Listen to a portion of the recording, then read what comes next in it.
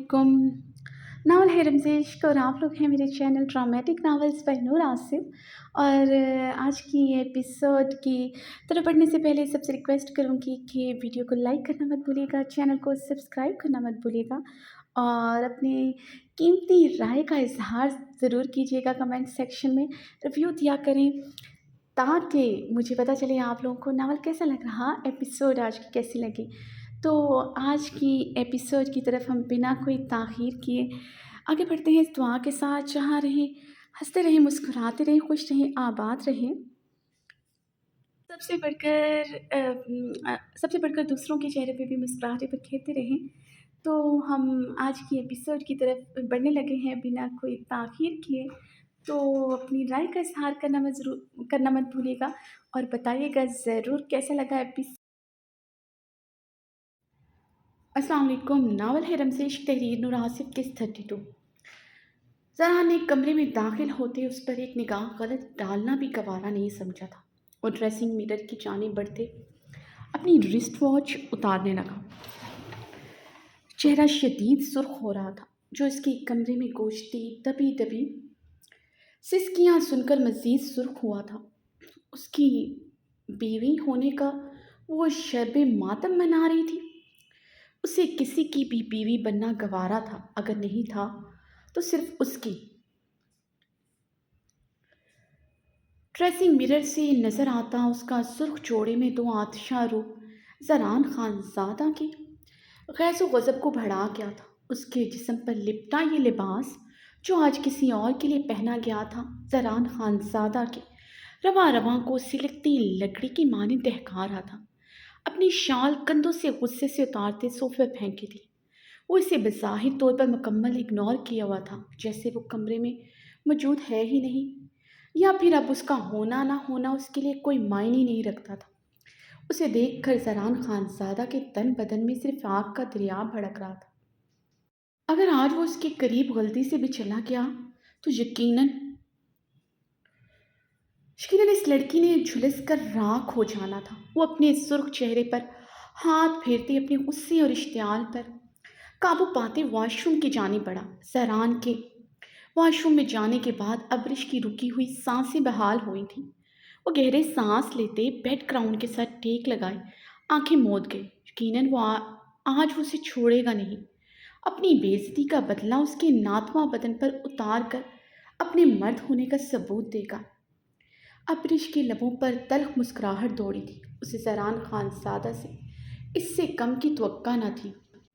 वनी में आई हुई लड़की के साथ कैसा सलूक करे किया जाता है वो जानती थी। अमेरिका में वनी रस्म के बारे में डिटेल में उसने काफ़ी सर्च की थी। जरान के मुंह से खुद के लिए वनी का लफ्ज़ सुनकर वह शॉक्ड हुई थी। वो अपना बदला लेने के लिए उसे वनी में लेने की बात कर रहा था। आखिर था ना एक अजद गंवार वहशी खान जिसे सिर्फ अपनी मतलब अपनी नाम नहाद गैरत से सरोकार था। अब्रिश को अपना तहकीक किया हुआ खानज़ादा फैमिली के बारे में एक एक लफ्ज़ हकीकत पर मबनी लगा था।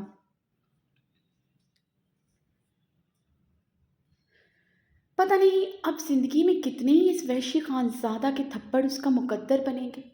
अब्रिश ने अपने छनछनाते गाल पर हाथ रखा जहाँ गर्म स्याल बहता उसके गाल की जलन को बढ़ा रहा था। इतना तो भारी हाथ था उस वहशी खान का। अब्रिश अपने गाल पर हाथ रखे पूरी तरह सिसक पड़ी थी। जरान के खौफ से मंजमद होते आंसू एक बार फिर से पलकों की बाढ़ तोड़ते उसके शफाफ आरिस पर बहने लगे थे। वो बेड ग्राउंड के साथ टेक लगाए बंद आंखों से आंसू बहा रही थी। बेआवाज आंसू बहाते उसे पता नहीं कितनी देर गुजरी थी। उसका लरसता झूलता बदन जाने कब नींद की आगोश में चला गया, उसे पता ही नहीं चला। जरान वॉशरूम से ब्लैक ट्राउज़र ब्लैक ही टी शर्ट पहनकर निकला। अपने गीले बालों में उंगलियां चलाते वो सोफे की जानिब बढ़ा ही था, यकदम वो रुका। वो बेड ग्राउंड के साथ टेक लगाए सो रही थी। नींद में भी उसका बदन हिचकियां लेते हिचकोलों की मानिंद लरस रहा था।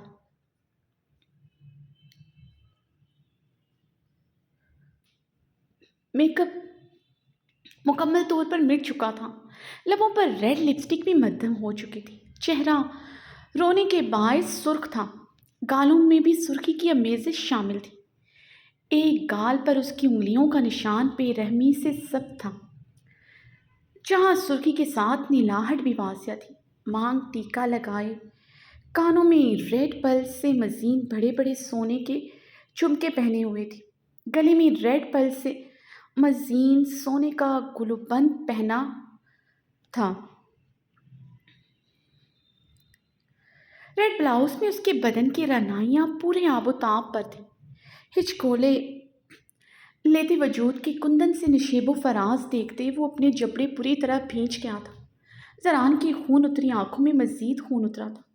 वो इसी हुलिये में आज मर्दान खाने में कितने ही मर्दों के सामने चली आई थी। मर्दान खाने में मौजूद मर्दों की उसके बदन पर गड़ी नजरें याद करके जरान के लहू में उबाल उठे थे। वो किस तरह चीख चीख कर अपनी मोहब्बत का इजहार कर रही थी। असफंयार खान के लफ्ज़ एक बार फिर से उसकी रगों में जहर बनकर उतरते उसके खून को नीला कर चुके थे। वो तुझसे नहीं मुझसे मोहब्बत करती है, जरान का रवां रवां ये अल्फाज याद करते आँख की शोलों की नज़र हुआ था। ये लिबास भी तो उसने आज सईम के लिए पहना था। वो इसके लिए सजी संवरी थी। जरान मजीद अपने गुस्से और इश्तियाल पर काबू ना रख सका था। वो एक ही जस्ट में उस तक पहुंचता उसे बाजू से जकड़े पेट से खींचकर अपने मुकाबिल खड़ा कर गया था। नींद में होने की वजह से वो बुरी तरह हरासा हुई थी। पहले तो कुछ समझ नहीं आया था। अपनी सुर्ख सूजी आंखें खोलते उसने जहरान को बेयकीनी से देखा था। वो आंखों में हैरानगी लिए जहरान को देख रही थी, जो उसके बाजू को दबोचे हुए था। अगर उसने उसके बाजू को ना जकड़ा होता, वो यकीनन ज़मीन बोस हो जाती। उसका पूरा वजूद निगाहत निकाहत के बाइस कपकपा रहा था। ऊपर से अपने सामने जरान खानजादा को सुर्ख सर्द निगाहों से घूरता पाकर उसकी जान हवा हुई थी। कब कब तुम यहाँ पर क्या कर रहे हो? वो अपनी क्रिस्टल ब्राउन आंखों को झपकते हैरानगी से मिस्टर खानजादा को देख रही थी। कुछ पल के लिए उसका दिमाग बिल्कुल माउफ हो चुका था। उसने अपनी सुर्ख आंखें झपकते हुए टूटे लफ्ज़ों में कहा, क्यों ज़ेम का इंतज़ार था या फिर असफंयार खान का? जरान की आंखों में मज़ीद शोले लपके थे। उसके यूं अनजान बनने पर अब्रिश ने अपने चिकराते सर को संभालते जरान खानजादा को आंखों में आए आंसुओं की हल्की सी धुंधलाहट से देखते अपने सोए जहन को बेदार करने की कोशिश की। यकदम सब कुछ याद आया था कि कुछ देर पहले उस पर क्या क़यामत गुजर गई है। आंखों में खौफ व हरास फैला था। उसके हिसार में एक जख्मी परिंदे की मानंद फड़फड़ाते हुए से दूर होना चाहता। वो भी उस पर नफरत भरी निगाह डालता उसे छोड़ चुका था। जरान के छोड़ने पर वो अपने कदमों के सहारे पर खड़ी ना रह सकी थी। इससे पहले वो ज़मीन बोस होती, वो फिर से उसे अपनी बाहों में थाम गया था। जरान ने जलती सिलकती निगाह उसके वजूद पर डाली। कितना इंतज़ार किया था उसने इस रात का। वो उसकी बाहों में उसकी बनकर दुल्हन के लिबास में होगी। वो अपनी मोहब्बतों से अपनी शिद्दतों से बताएगा उसके लिए क्या मायने रखती है। जिस दिन वो उसके निगाह से भाग गई थी, उससे एक दिन पहले की रात क़यामत से गुजरी थी। उस पर कितना तड़पा था उस रात उसके लिए। अपने जवान जिस्मों को थपक थपक कर सुलाते वो हाँप गया था। वो रात क़यामत थी जो उसने उसके लिए तड़पते हुए गुजारी थी। और उसके आन बाद आने वाली हर रात भी उसके लिए तड़पता ही तो आया था। इस तड़प में दहकती आग भी शामिल हो चुकी थी, जो सितमगर को याद करते उसको अपनी लपेट में ले लेती। जरान की लबों पर तल्ख मुस्कुराहट दौड़ी। अबरीश ने अपनी आंखें पर मुश्किल खोलते सितमगर को देखा, जो आंखों में सुर्खी लिए जहरखन नज़रों से उसे देख रहा था। अबरीश ने आंखें मीच कर खुद के लरजते वजूद पर काबू पाया। छोड़ो मुझे, मेरे करीब मत आना। अबरीश ने लड़खड़ाती जबान से अपने खौफ पर काबू पाते बज़ाहिर गर्राते हुए कहा। उसके अल्फाज मज़ीद जल्दी पर तील का काम कर गए थे। वो इसकी होकर भी उसे धुतकार रही थी। वो वनी में आई हुई अब उसके रहमो करम पर थी, उसकी निगाह में थी, उसकी मलकियत थी। जरान खानज़ादा का रोम रोम सिलक उठा। दिल किया 2 मिनट में उसे उसकी औकात बता दे कि उसके कितने करीब आने का वो हक रखता है।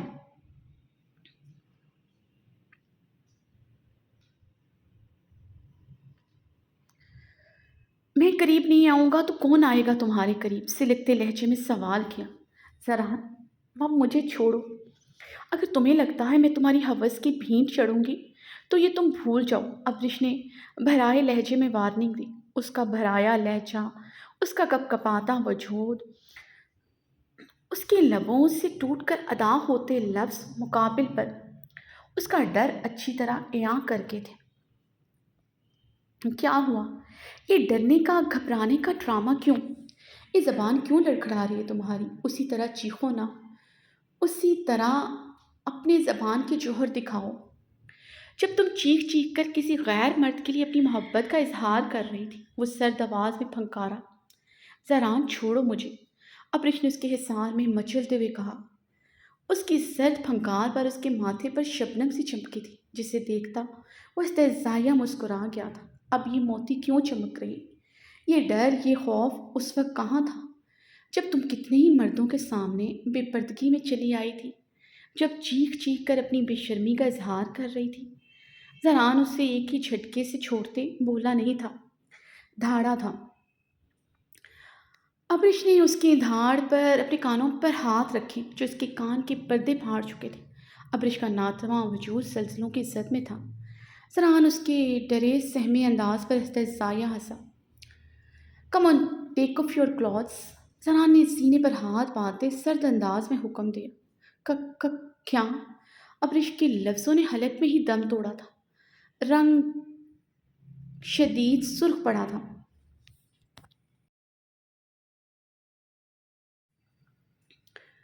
سیدھے اور آسان لفظوں میں کہا ہے، امریکہ سے آئی ہو، اتنی انگلش تو آتی ہوگی، 21 سال کی ہو، اور یہ بھی پتہ ہوگا اس رات کے کیا تقاضے ہیں، اس لیے مجھے مزید تاخیر نہیں چاہیے۔ Don't waste my time. Take off your clothes.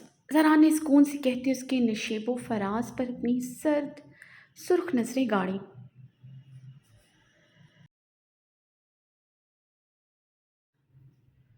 ابرش کی آنکھوں میں نمی کے ساتھ بے یقینی بھی تھی۔ اسے امید تھی وہ اس کے ساتھ برا سلوک کرے گا، مگر اس کی اتنی تذلیل کرے گا یہ اندازہ نہ تھا۔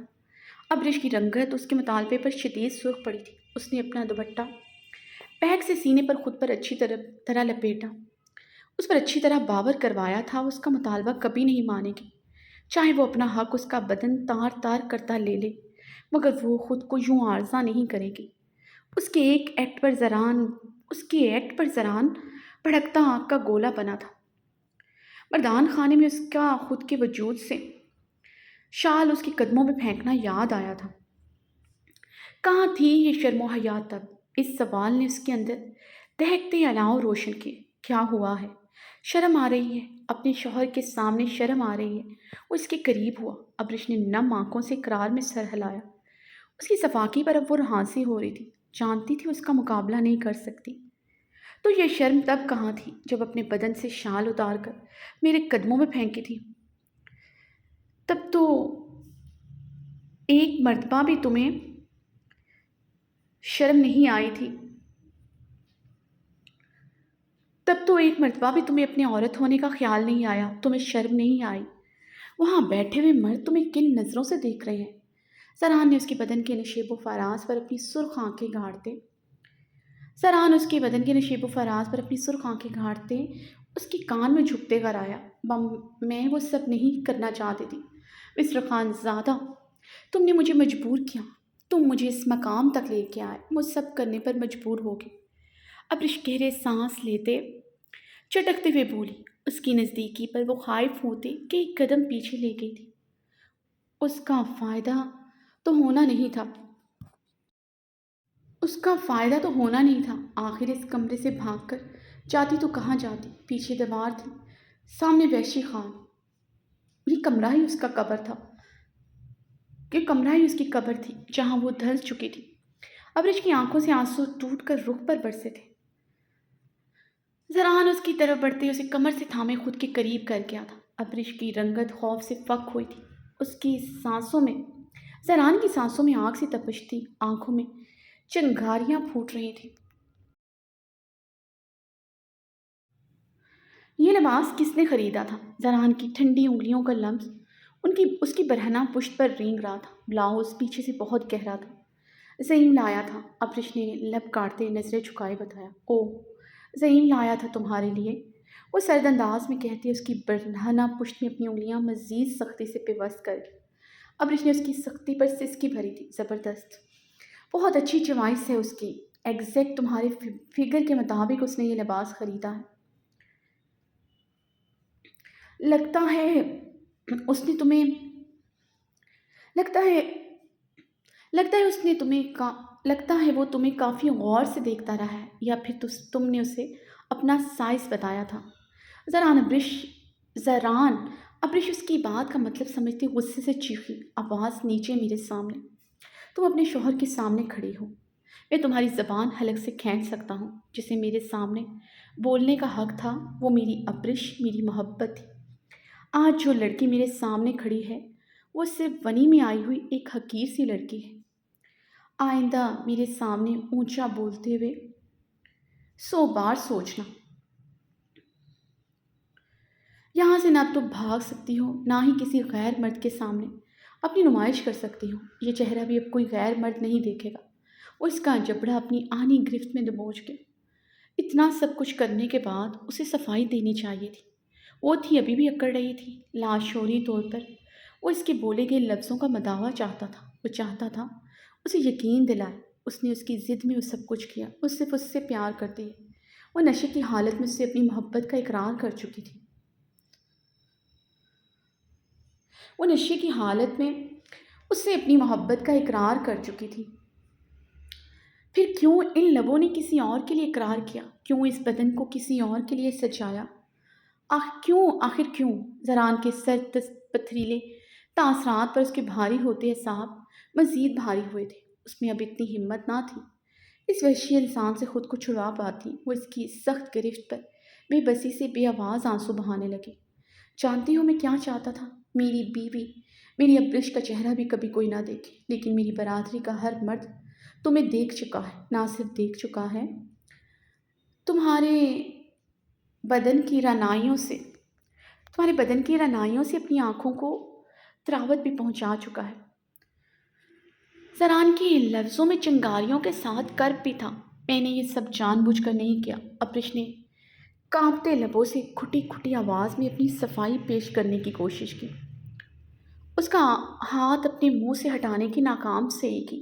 वो लम्हा ब लम्हा अपनी गिरफ्त बढ़ाए जा रहा था। अब्रिश को लग रहा था उसका जबड़ा मजीद उसकी गिरफ्त में रहा तड़क कर दो हिस्सों में तकसीम हो जाए। वो सच में अजड गंवार वैश्य था। अब्रिश की आंखों में आंसुओं की रवानी बढ़ी थी। जरा ने उसका जबड़ा छोड़ते उसकी नाजुक कमर में अपनी उंगलियां गाड़े उसे अपने मज़ीद करीब किया। अब उसकी उंगलियों की सख्ती ब्लाउज़ के नीचे उसकी कमर पर थी। वो इसकी नाजुक कमर को अपनी मुट्ठी में भर रहा था। उसकी सख्ती पर अब्रिश की आंखों से फिर से शबनम आन ठहरी थी। अब्रिश उसकी सांसों से भी ज़्यादा उसके करीब थी। पता है अब्रिश, इस रात के लिए मैंने बहुत से अरमान सजाए थे। मर्द होकर भी हमेशा खुद पर काबू रखा, कभी खुद को बहकने नहीं दिया कभी खुद को बहकने नहीं दिया। मेरा सब कुछ मेरे हलाल रिश्ते के लिए था। मगर आज तुम्हें देख कर भी मेरे अंदर कोई जज्बा, कोई अरमान नहीं जग रहा। यहाँ तक कि हवस भी नहीं। मैं कभी ऐसी लड़की के करीब नहीं जाऊँगा जो नशे में मुझसे एक मोहब्बत का इकरार करती है, बड़ी महफिल में किसी और के लिए अपनी मोहब्बत का इजहार करती है और निकाह किसी और से करना चाहती है। तुम काबिल नहीं हो मेरी सच्ची मोहब्बत के। सराह ने उसे एक ही झटके से छोड़ा तो अब्रिश ने लड़खड़ाते हुए दीवार का सहारा लिया। इस लिबास को अपने तन से जुदा करो। मैं इस लिबास को तुम्हारे बदन पर मजीद नहीं देख सकता। आज़ाद करो इस लिबास को। सरान उसे सर्द अंदाज में हुक्म देते सोफे की जानिब बढ़ा।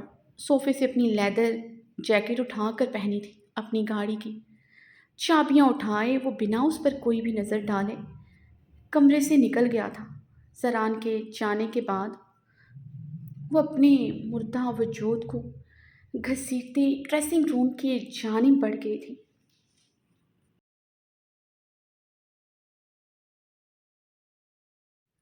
होटल ग्रैंड एवेन्यू के मीटिंग हॉल में Arham Khan Zada off white three piece suit में मलबूस था, जहां बहुत सी कंपनियों के नुमाइंदे मौजूद थे। एक बहुत बड़ा टेंडर था जो तकरीबन 500 करोड़ की मालियत का।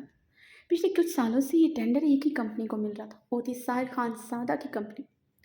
अरहाम ने अपने सामने बैठे हुए साहिर खान ज़ादा को देखा, जो जितना यंग था उतना ही टैलेंटेड भी था।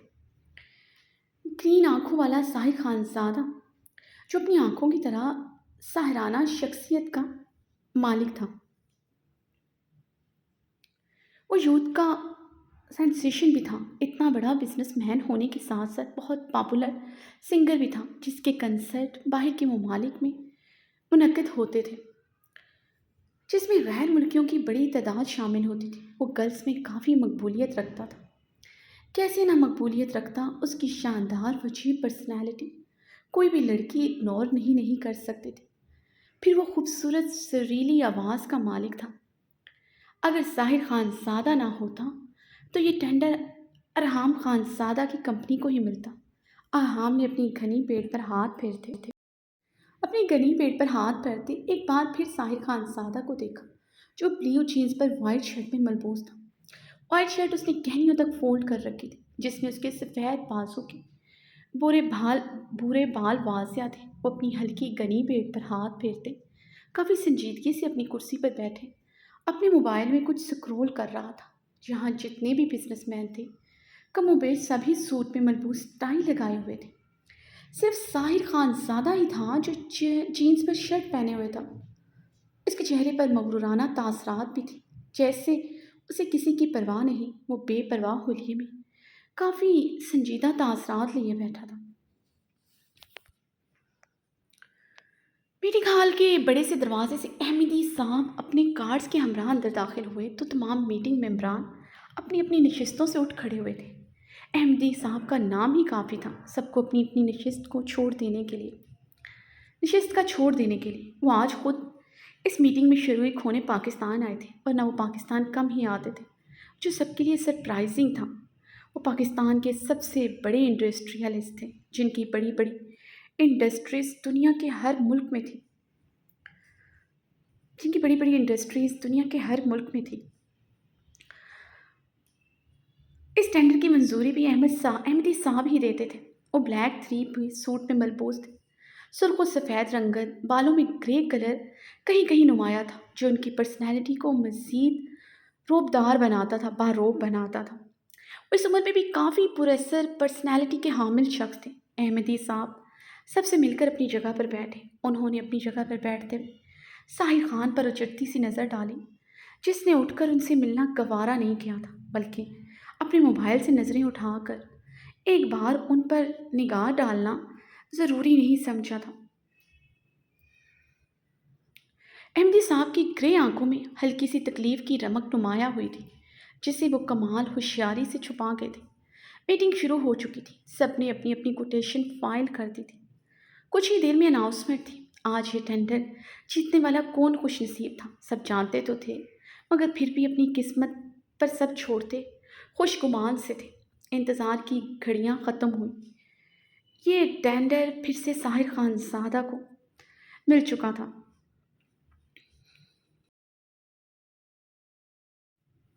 अरहाम खानज़ादा ने टेबल पर हल्का सा हाथ मारते गहरा सांस लिया था। अरहाम खानज़ादा की कंपनी टॉप कंपनियों में शामिल थी। बहुत बड़े बड़े प्रोजेक्ट हासिल करने के लिए उसका नाम ही काफ़ी था, मगर वो सामने बैठे इस इंसान से हार जाता था। आखिर क्या बात थी साहिर खानज़ादा में?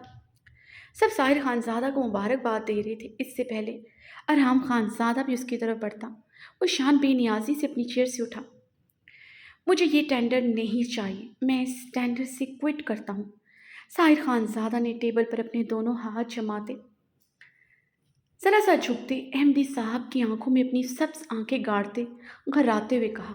वो ये कहकर वहाँ रुका नहीं था, बल्कि अपना कोट चेयर से उतारते उसे बाजू पर डालते वहाँ से चला गया था। सब हैरान और शशदर निगाहों से साहिर खानज़ादा की पुश्त को देख रहे थे, जो इतनी बड़ी मालियत का प्रोजेक्ट बिना किसी वजह के छोड़ कर चला गया था। अगर जो लोग साहिर खानज़ादा को जानते थे वो समझते थे ये साहिर खानज़ादा ही कर सकता है, जो नफ़ा नुकसान से बहुत आगे की सोचता था। वो वो एक चोट खाया हुआ इंसान था जिसे अब किसी चीज़ की परवाह नहीं थी, यहाँ तक कि अब खुद की भी नहीं।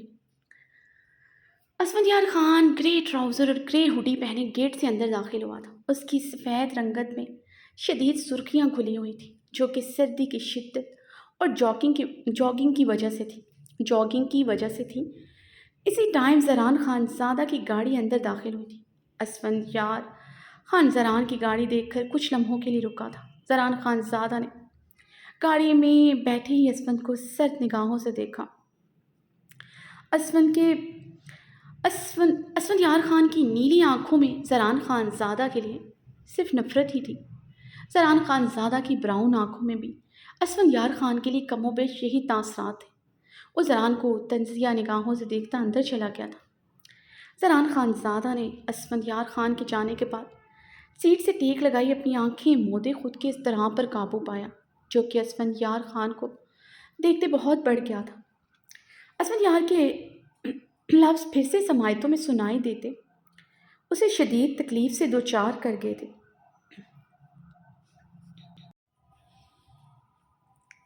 वो तुमसे नहीं मुझसे मोहब्बत करती है। ज़रान ने स्टेयरिंग पर अपने आनी हाथ की गिरफ्त मजबूत की। फिर से कुछ लफ्ज़ों की बास गश्त कानों में सुनाई दी थी। लफ्ज़ वही थे मगर कहने वाला बदल गया था। मैं असफंदियार खान से मोहब्बत करती हूँ। ज़रान की सफ़ेद रंगत में सुर्खी की अमेज़त शामिल हुई थी। गाड़ी में बैठे ऑक्सीजन की मिकदार कम लगी। वो गहरे सांस लेता जल्दी से गाड़ी से निकलता अंदर दाखिल हुआ था। जन्नान खाने में दाखिल जनान खाने में दाखिल होते हुए सबको इग्नोर किए अपने कमरे की तरफ बढ़ने लगा था कि दुरैद खान की पुकार पर उसे रुकना पड़ा था। जनान खाने के लाउंज में दुरैद, अरबद खान, समी अल्लाह खान, अमीना खानम, रजीना खानम सभी बैठे थे। वो दुरैद खान की पुकार पर कुछ खुद पर काबू पाते उनकी तरफ बढ़ा। अस्सलाम वालेकुम। जरान ने सबको देखते सलाम किया। अस्सलाम वालेकुम। ये तुम कहाँ से आ रहा है? दुरैद खान ने जरान की हुलिया को देखते हुए पूछा। वो ब्लैक ट्राउज़र पर ब्लैक लेदर की जैकेट में मलबूस था। आंखों में रत जगह और इसराब की सुर्खी नुमाया थी। मैं डेरे पर था। जरान खानज़ादा जवाब देते सोफ पर बैठ गया। अमीना खानम जरान की हालत देखते गहरी सांस भरकर रह गई थी। जरान, तुम अब्रिश को बाबरी की मौत के बदले अपनी वनी में लेकर आया है। सुबह का 9 बज रहा है और वो महारानी अभी तक अपने कमरे में आराम फरमा रहा है। वनी में आया लड़की का ये तौर तरीका नहीं होता। उसे उठाओ, वो सब घर वालों के लिए दोपहर का खाना तैयार करे, क्योंकि नाश्ता का टाइम तो ख़त्म हो चुका है। रजीना खानम जरान को देखते नफरत से एक एक लफ्ज़ चबाते बोली,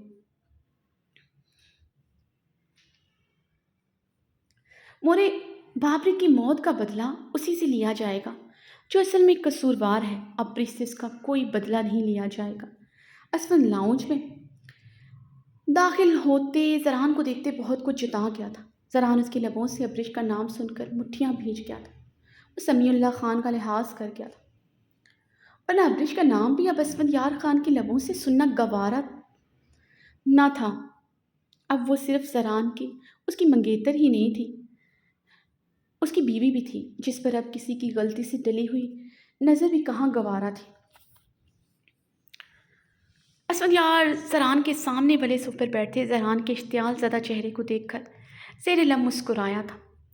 मैं आता हूँ। जरान लब भींचते बोलते अपनी जगह से उठा ही था कि असफंद की पुकार पर बात पर उसे रुकना पड़ा। मुझे एक बहुत ज़रूरी बात करनी है। आबिर के बड़े भाई होने के नाते तुम्हारा यहाँ मौजूद होना ज़रूरी है। जरान असफंद के मुंह से आबिर का नाम सुनकर ठटक कर रुका था, बल्कि सभी बुरी तरह चौंके थे। रजीना खानम के मुंह में कड़वाहट घुली थी।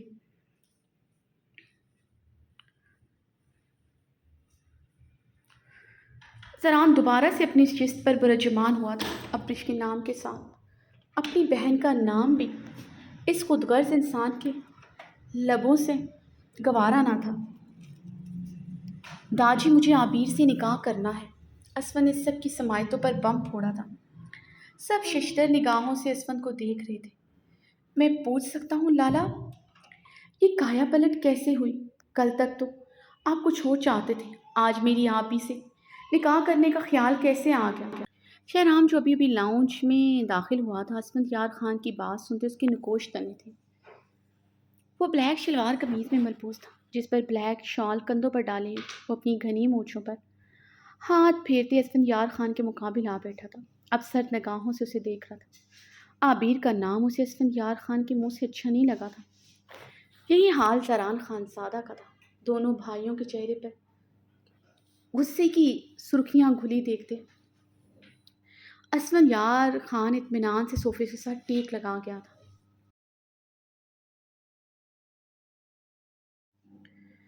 زینہ خانم پہلی مرتبہ شہرام خانزادہ کو غصے میں دیکھ رہی تھی، ورنہ وہ بڑوں کے سامنے ہمیشہ اپنے غصے پر کنٹرول رکھتا تھا، ورنہ وہ بھی زران خانزادہ سے کم غصے کا تیز نہ تھا۔ شاہ نواز اور دل نواز خان پر سب کے منع کرنے کے باوجود وہ کافی مرتبہ حملہ کر چکا تھا۔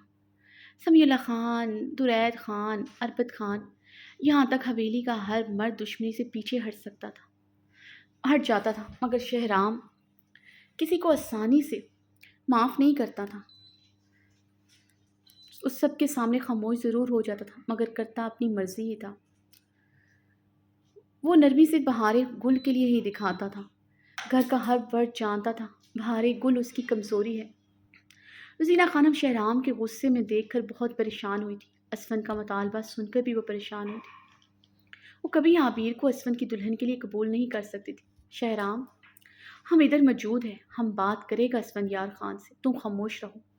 سمیع اللہ خان نے شہرام کو غصے میں دیکھ کر کہا، داجی، یہ میری آپ ہی کا معاملہ ہے۔ پہلے بھی ایک مرتبہ آپ بڑے اس کی زندگی کا فیصلہ کر چکے ہیں۔ ہوگا اب جو بھی فیصلہ کریں گے وہ ہم دونوں بھائی کریں گے۔ میں اپنی آپ ہی کو ڈاکٹر بناؤں گا۔ اس کا نکاح کرنے کا ہمارا کوئی ارادہ نہیں ہے۔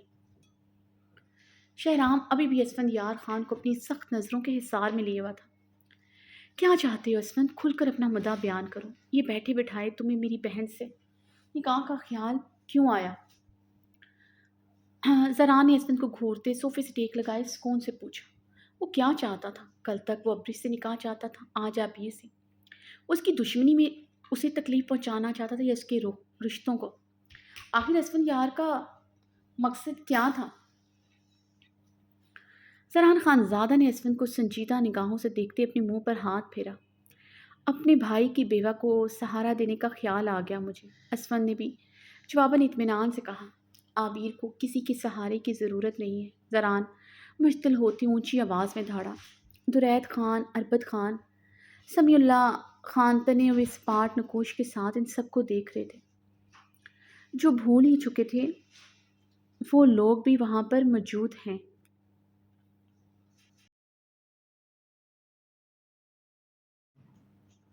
زران، شہرام، ہم ابھی زندہ ہے۔ اگر تم سب کو لگتا ہے ہم مر چکا ہے تو پھر تم اپنی مرضی سے تمام فیصلہ لے لو، ہم تم کو نہیں روکے گا۔ ویسے بھی ایک مرے ہوئے انسان پر فاتحہ پڑھی جاتی ہے، اس کی باتوں کو اہمیت نہیں دیا جاتا۔ سمیع اللہ خان گرجتے ہوئے صوفے سے اٹھے تھے۔ دراد خان اور اربد خان بھی سمیع اللہ خان کی تقلید میں صوفے سے اٹھ کھڑے ہوئے تھے۔ اب اپنے سپوتوں کو غصے سے دیکھ رہے تھے جو بڑے چھوٹوں کا لحاظ بھول چکے تھے۔ کے بدن میں کپ کپاہٹ واضح تھی۔ وہ سرخ چہرہ لیے مشکل ہی خود پر قابو پائے لاٹھی کے سہارے کھڑے تھے۔ ان کے بدن میں کپ کپاہٹ دیکھتے زران صوفے سے اٹھا۔ داجی، زران پریشانی سے ان کی طرف بڑھا۔ شہرام اور اسفندیار خان بھی جلدی سے صوفوں سے اٹھے۔ زینہ خانم اور امینہ خانم پریشانی سے سمیع اللہ خان کی طرف بڑھی۔ سمیع اللہ خان نے ہاتھ کے اشارے سے سب کو غضبناک نگاہوں سے گھورتے اپنی طرف بڑھنے سے روکا تھا۔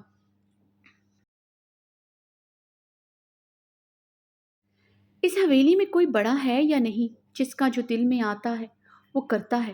درید خان اور اربد خان نے بھی جوانی کی دہلیز پر قدم رکھا تھا، مگر تم لوگوں کی طرح نہیں تھا۔ تم لوگوں کا جہاں دل کرتا ہے وہاں بھپرے سانڈ کی طرح گھس جاتا ہے۔ سمیع اللہ خان کی شیر سی غراہٹ پوری حویلی میں گونجی تھی۔ سمیع اللہ خان کی گردن اور ماتھے کی رگیں تک واضح تھیں۔ ان کی طبیعت کے پیش نظر اب سب خاموشی سے کھڑے تھے، مگر ایک دوسرے کو ابھی بھی घूर रहे थे।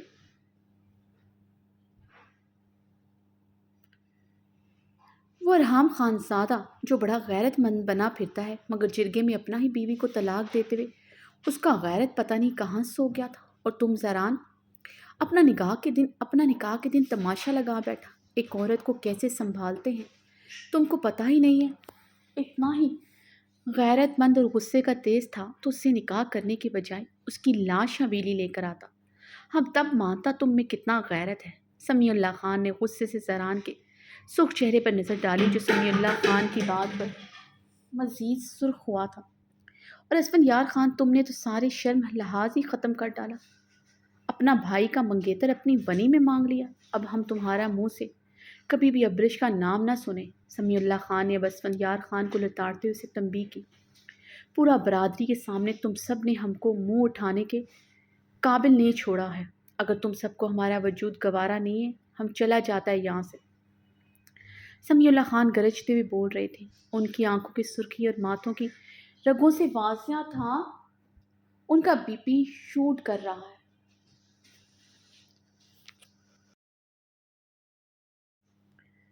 इस खानदान के लिए एक ही डॉक्टर काफ़ी है, डॉक्टर बहारे, जिसका मजाज ही नहीं मिलता। आज कितना दिन हो गया वो अपना कमरे से नहीं निकला। कोई मर भी जाए वो अपना कमरे से नहीं निकलता। पहले तुम अपना औरत का मजाज ठीक करो, फिर बात करना हमसे। समीउल्लाह ने गहरे सांस लेते खशमगी निगाहों से शहराम को घूरा था। आबिर तुम दोनों का बहन नहीं, हमारा भी पोती है। हम आबिर का निकाह असफंयार खान से करेगा। जिसको हमारा फैसले पर एतराज़ है वो बता सकता है। हम उसका एतराज़ अपने सीने पर गोली मार कर ही दूर करेगा। समीउल्लाह खान अपना फैसला सुनाकर वहाँ से चले गए थे। अरबद खान, दुरैद खान सब कोई घूरते चले गए थे। जीना खानम भी गुस्से से वहाँ से चली गई थी। लाउंज में अब जरान, असफंयार खान और शहराम खान ज़्यादा थे। लाला, मुझे ये फ़ैसला कबूल नहीं है। मैं अबीर की ज़िंदगी को मज़ीद किसी मुश्किल में नहीं डाल सकता। शहराम असफंयार खान को घूरते अपनी शाल कंधों पर झटकते वहाँ से चला गया था। जरान गुस्से से असफंयार खान की तरफ बढ़ा ही था कि दरख्शां की बात पर रुका। जरान, लाला, अब्रिश भाभी ऊपर कमरे में बेहोश पड़ा है। हमने बहुत कोशिश किया मगर वो उठ ही नहीं रहा है। जरान दरख्शा की बात सुनते असफंद को सुर्ख सर्द नज़रों से घूरते अपने कमरे की तरफ बढ़ गया। साहिर खान मीटिंग अधूरी छोड़कर अपने ऑफिस चला आया था। सिगरेट लबों से लगाए वो अपने ऑफिस की ग्लास डोर से सरसब्ज पहाड़ों को देख रहा था। ग्लास डोर पर धुंध की वजह से नमी सी थी, जिसे वो अपनी अंगलियों के पोरों से साफ करते हल्का सा मुस्कुराया। बड़ा वाजिया मंजर आंखों के आगे लहराया था। दरवाज़ा नाक होने पर साहिर खान अपने ख्यालों की दुनिया से बाहर आते पलटा था। अंदर दाखिल होने वाली हस्ती को देखकर वो चौंका। आप यहाँ क्या कर रही हैं ज़रमिश? उसने अपने सामने ब्लैक चादर में लिपटी ज़रमिश को देखते हैरानगी से पूछा।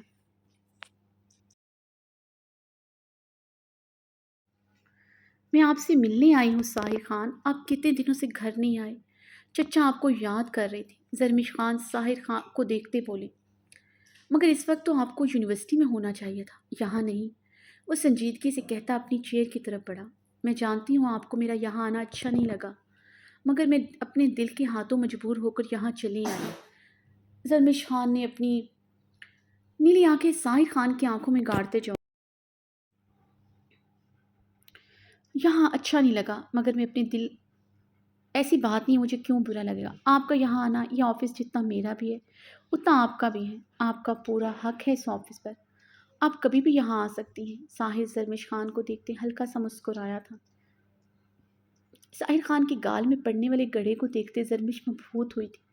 दिल बेख्तियार उस घड़े को छूने के लिए मचला था, मगर वो हमेशा की तरह दिल की पुकार को नज़रअंदाज कर गई थी। वो सामने बैठे इंसान पर हक रखने के बावजूद कभी अपना हक जता ही ना सकी थी। मुकाबिल ने कभी इतना इख्तियार दिया ही नहीं था। मुझे इस ऑफिस पर नहीं, आप पर हक चाहिए। बोलिए, देंगे आप मुझे हक? ज़रमिश ने डबडबाई आंखों से सामने बैठे सितमगर से मखसूस सवाल किया, जो हर बार ना चाहते भी कर बैठती थी। وہ ہمیشہ کی طرح اس کے جذبوں سے انجان بنتا اپنی نظریں چرا گیا تھا۔ آپ سب جانتے ہوئے بھی بار بار ایک بات کیوں کرتے ہیں؟ آپ سب جانتے ہوئے بھی بار بار ایک ہی بات کیوں کرتی ہیں؟ ساحر کی آنکھوں میں غصے کی پرچھائی لہرائی تھی۔ آپ اسے بھول کیوں نہیں جاتے ساحر خان زادہ؟ زرمش نے ہچکی برتے ہوئے سوال کیا۔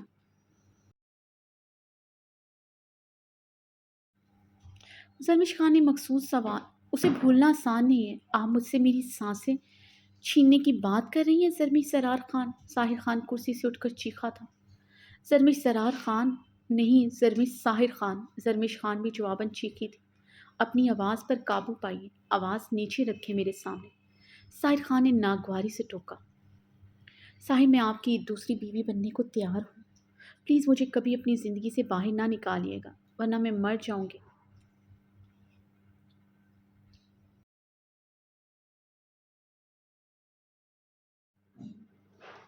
زرمش خان نے بے بسی سے ستمگر کے سامنے زرمش خان بے بسی سے ستمگر کے سامنے پھر سے رو پڑی تھی، جس کے سامنے نہ رونے کی وہ سارے راستے عہد کرتے آئی تھی۔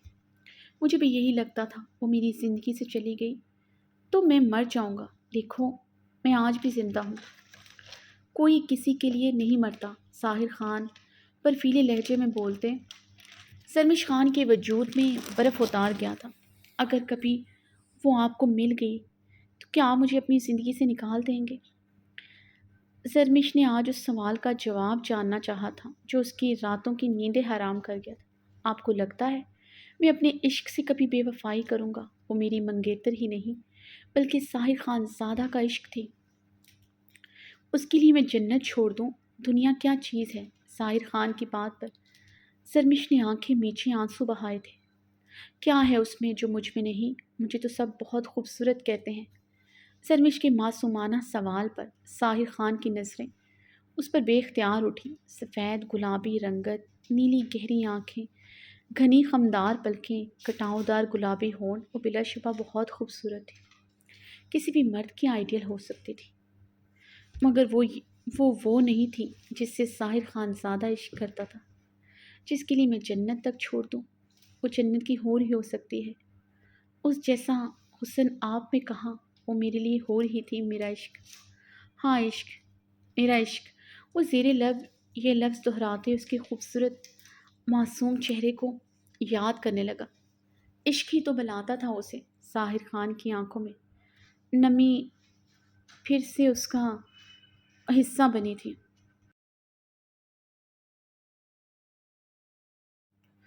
زرمش نے ساحر خان کی آنکھوں میں اس نمی کو دیکھا جو ایک انسان کے چلے جانے کے بعد اب ان سب آنکھوں کا ہی حصہ بن گئی تھی۔ چلتی ہوں میں، زرمش نے اپنے لب کاٹتے شکست خوردہ لہجے میں کہا۔ رکیں زرمش، میں آپ کو چھوڑ دیتا ہوں۔ ساحر خان نے آگے بڑھتے زرمش کے بازو کو نرمی سے اپنی گرفت میں لیا۔ اس کی حالت ٹھیک نہیں لگ رہی تھی، بدن میں کپ کپاہٹ، چال میں لڑکھڑاہٹ واضح تھی۔